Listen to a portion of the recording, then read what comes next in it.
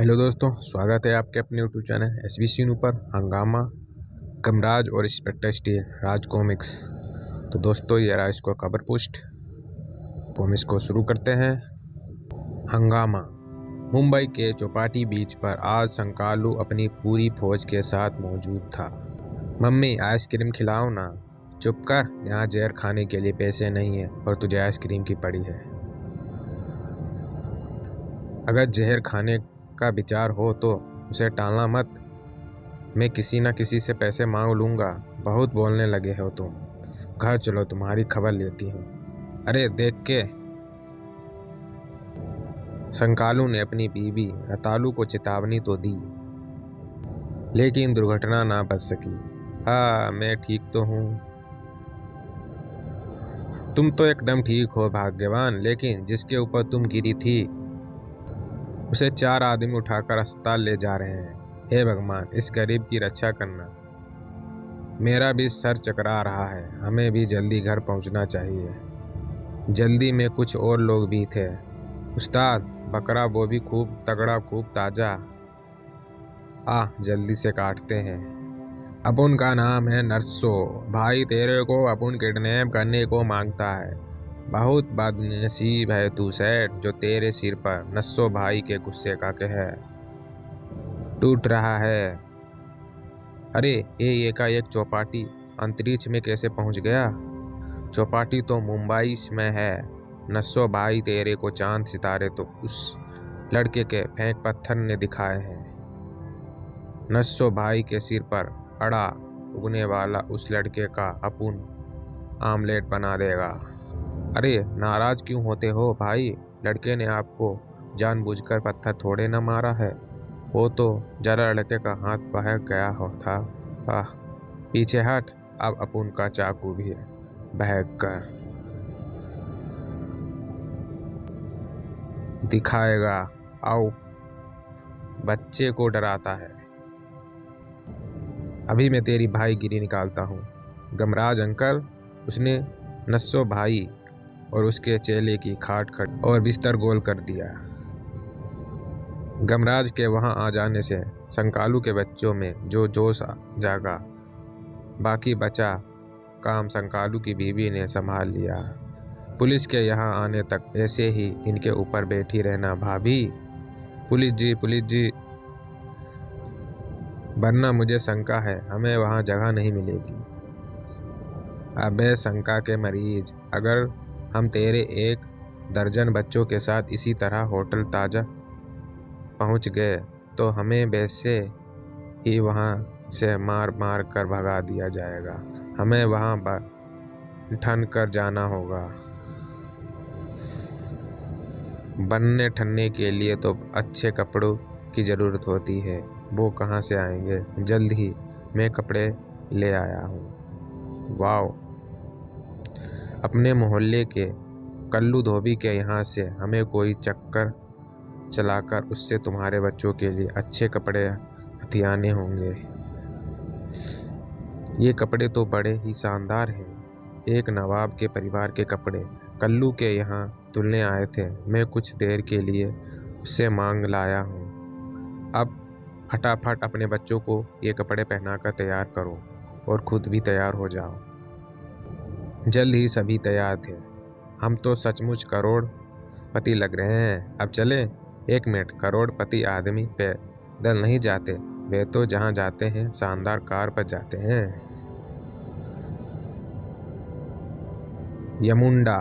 यमुंडा तुरंत ही एक नए रूम में हाजिर था। यमुंडा इस समय सबसे महंगी लिमोजीन के रूम में है। इससे जब हम होटल ताज पहुंचेंगे तो हमारी शान देखते ही बनेगी। जल्द ही हम होटल ताज आ गए। तुम बच्चों को लेकर होटल के गेट की तरफ चलो। मैं और संकालू कार को पार्क करके आते हैं। ठीक है। संकालू की बीवी बच्चों के साथ शान से चलकर होटल की तरफ बढ़ने लगी। उनकी उस शान ने कुछ आंखों को 1000 वाट के बल्ब की तरह चमका डाला। ये सभी अभी अभी शानदार लैम्बोर्गिनी गाड़ी से उतरे हैं। इसका मतलब यह बहुत मोटी पार्टी है। हमें इससे अच्छे शिकार और कहीं नहीं मिलने वाले। आओ। Welcome welcome. आप सुपर मिलेनियम शो देखने आए हैं ना? हाँ, तुम्हें कोई तकलीफ? जी नहीं, असल में हम तो आपकी तकलीफ दूर करने आए हैं। हम उस शो की वेलकम कमेटी के बंदे हैं। हम नहीं चाहते कि शो में आने वाला कोई भी दर्शक जरा सा भी पैदल चले, इसलिए हम इस गाड़ी के साथ यहाँ मौजूद हैं। फ्री में बिठा रहे हो ना? अपने पैरों को तकलीफ ना देकर कृपया इस गाड़ी में बैठिए। हम आपको होटल के गेट पर पहुंचा देंगे। बिल्कुल। फिर तो हमें तुम्हारी गाड़ी में बैठने में कोई एतराज नहीं। आओ बच्चों, गाड़ी में बैठो। अबे बैठ रहे हो या लद रहे हो? जैसे ही संकालू की बीवी और बच्चे गाड़ी में बैठे वैसे ही, मम्मी ये धुआं कैसा? लगता है कुछ गड़बड़ है। सभी बेहोश हो गए। गड़बड़ समझ में आने से पहले ही उस धुएं ने सभी को बेहोश कर डाला। मैंने भी फिरौती का लेटर पहुंचाने का इंतजाम कर दिया है। चल गाड़ी भगा। तुरंत ही गाड़ी तेज गति से वहां से भाग खड़ी हुई, लेकिन उसकी मंजिल होटल ताज नहीं बल्कि राजनगर को जाने वाली सड़क थी। मेरी भाग्यवती मेरे 12 बच्चों को लेकर कहाँ निकल गई? कमाल है, एकाएक भाभी और बच्चे कहाँ चले गए? साहब, आप एक फुटबॉल और उसके बाद खिलाड़ियों को ढूंढ रहे हैं तो मैं आपको बताऊं कि वो सभी एक गाड़ी में बैठकर चले गए।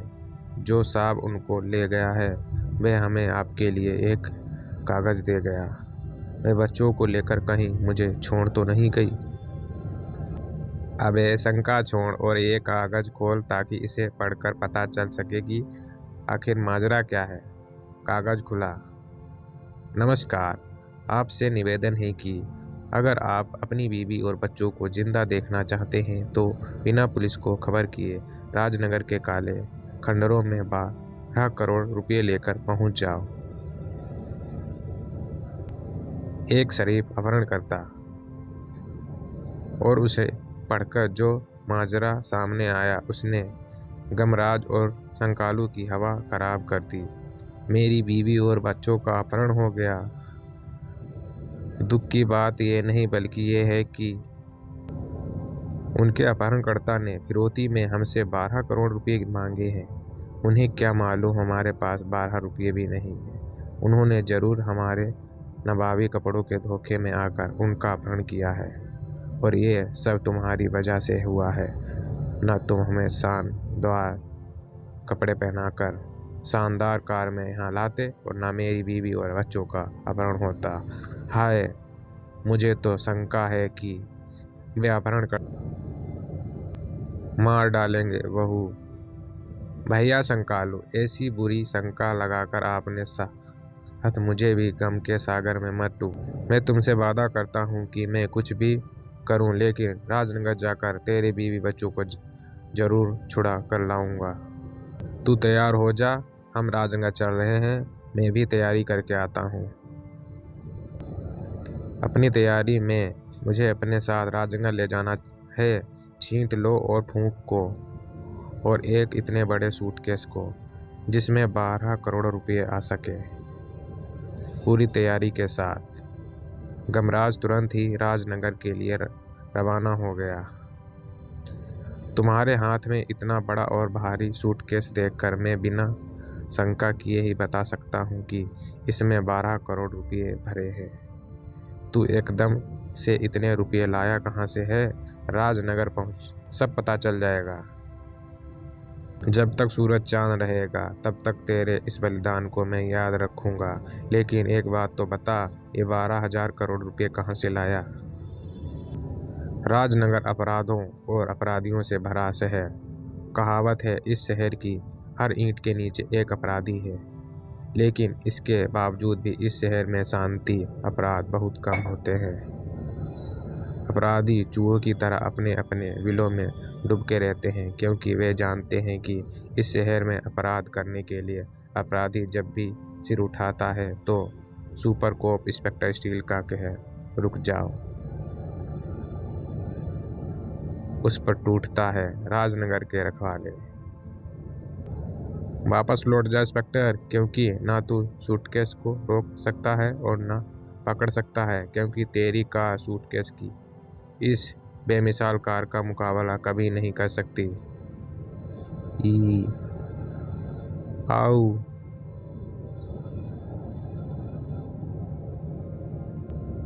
कानून से भागकर अपराधी कहीं नहीं जा सकता।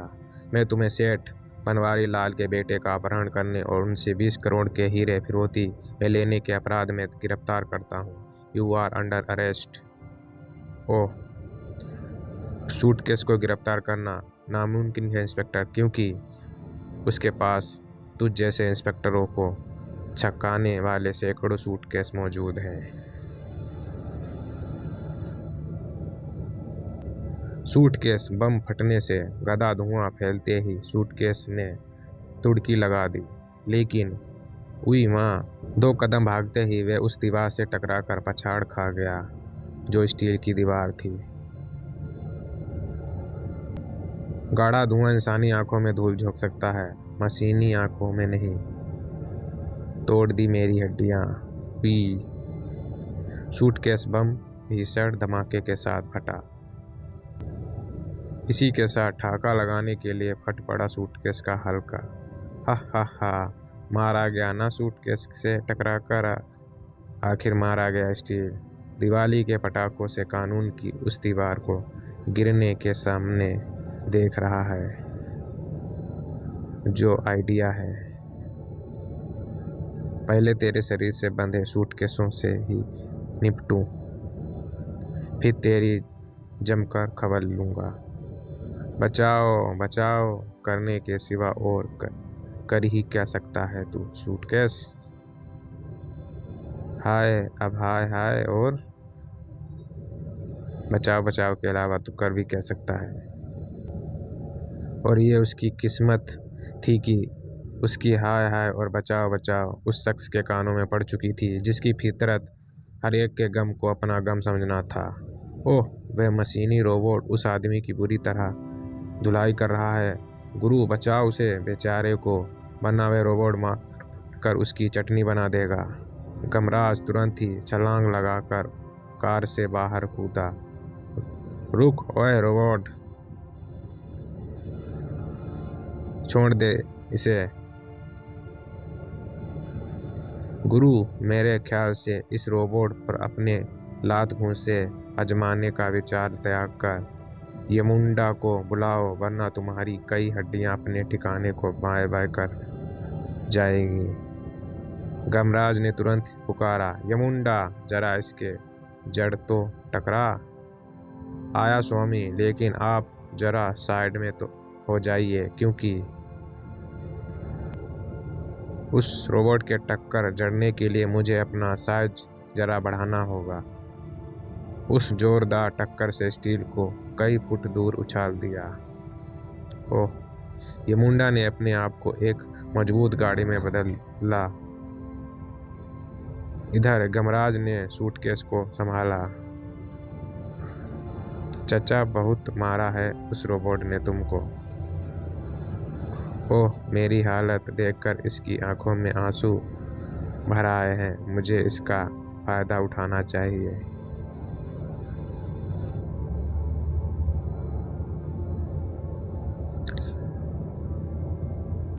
बहुत मारा किसी सिरफरे वैज्ञानिक के उस पागल रोबोट ने मुझे बहुत मारा, इतना मारा कि मेरी पैंट कई बार गीली हो गई। मैं झूठ नहीं बोल रहा, देख लो इसका सबूत। ये तो सिर्फ आगे से ही नहीं, पीछे से भी गीली है। उस रोबोट से बचाकर मुझे घर पहुंचा दो, मैं तुम्हारा एहसान जिंदगी भर नहीं भूलूंगा। मामला उल्टा पड़ रहा था। निश्चय ही उस गाड़ी को सूटकेस की मदद के लिए ही भेजा हो गया है। चिंता मत करो और न अब उस रोबोट से डरो, उसे मेरा यमुंडा देख संभाल लेगा। लेकिन यह उसे बचा नहीं पाएगी। उड़ी बाबा रे, उस रोबोट ने तो मेरी टांगें खड़ी कर दी, मुझे भी उसकी टांगें खड़ी करनी होंगी। और उसके लिए मुझे अपने साइज को और भी ज़्यादा बढ़ाना होगा और पूरी ताकत से इस रोबोट को जड़नी होगी ऐसी टक्कर जो इसके सारे अंजर पंजर ढीले कर दे। यमुंडा की इस बार की टक्कर ने स्टील को पहले से कई गुना दूर उछाला था। दूर एक कीचड़ भरे तालाब में जा गिरा हुआ था। भारी भरकम शरीर होने की वजह से अब स्टील को कीचड़ के इस तालाब से निकलने में कुछ देर लगने वाली थी, जबकि सूटकेस को वहां से निकलने की जल्दी थी। वह रोबोट दोबारा आए उससे पहले मुझे यहाँ ले चलो भैया। घबराओ मत, तुम हमारी गाड़ी में बैठो। संकालू इस भाई का सूटकेस तो उठा ले। मैं यहाँ अपनी बीवी और बच्चों को अपहरणकर्ताओं से छुड़ाने आया हूँ या कुलीगिरी करने।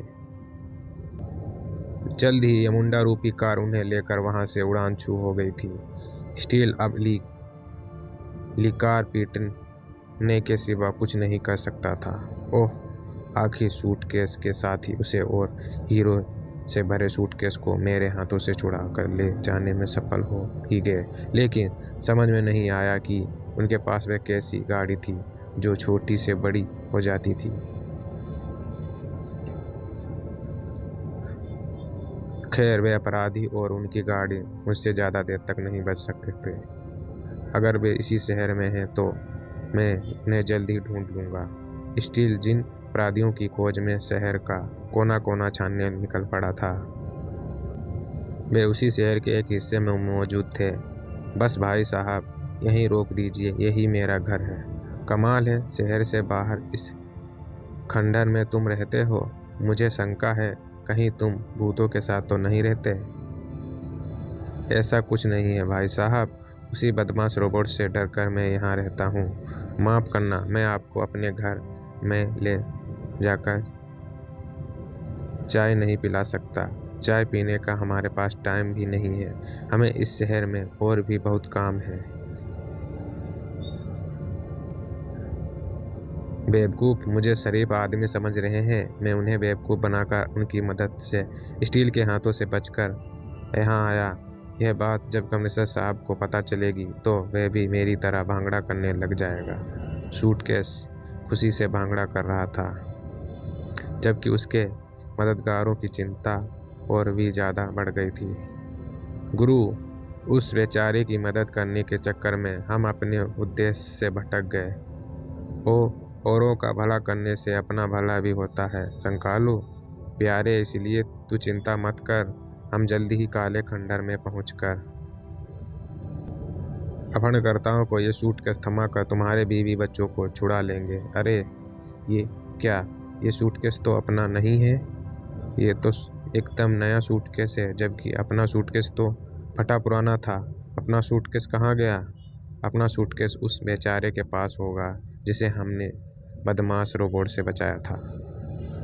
इतना सुनते ही संकालू बुक्का फाड़कर रोने लगा। बहुत मैं लुट गया, बर्बाद हो गया।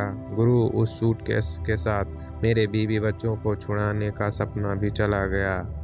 चुप हो जा संकालू, वरना तेरे रोने की आवाज़ सुनकर इस शहर के सारे गधे यहीं इकट्ठे हो जाएंगे। वो सूटकेस वापस आ जाएगा। हम उस बेचारे का घर जानते हैं। हम वहाँ जाकर अपना सूटकेस ले आएंगे और उसका सूटकेस उसे दे आएंगे। चल यमुंडा, हमें वहाँ ले चल।